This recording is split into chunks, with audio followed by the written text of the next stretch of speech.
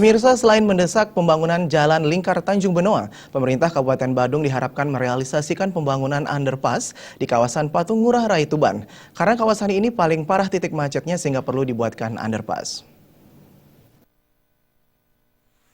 Pembangunan underpass di kawasan Patung Ngurah Rai Tuban ini dinilai sangat mendesak dalam mengatasi kemacetan Kuta Selatan.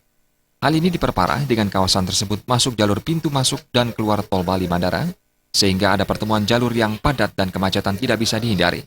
Ketua Kadin Badung Made Sujana menilai, pembangunan underpass sangat mendesak dibandingkan pembangunan Jalan Lingkar Barat yang saat ini baru diusulkan dalam RPJMD.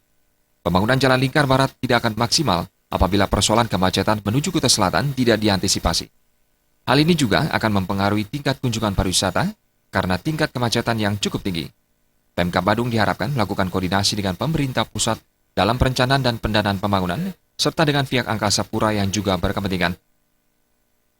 Prioritas adalah underpass ini yang prioritas dulu, yang ada di Patung Ngurah Rai ini.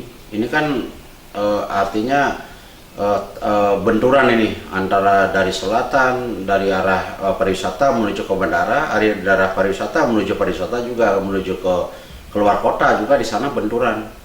Istilahnya kalau bahasa ininya tusuk sate lah, itu ya numpak durung lah. Nah, ini perlu ada underpass yang prioritas.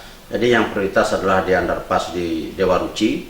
Yang kedua adalah yang di Patung Ngurah Rai. Yang kedua yang di sini, yang di Simpang Udayana. Selain pembangunan underpass di kawasan Patung Ngurah Rai Tuban, juga tidak kalah pentingnya adalah underpass di Simpang Kampus Unut.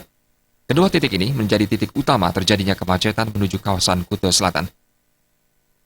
Trimaja dan Yudi Partana.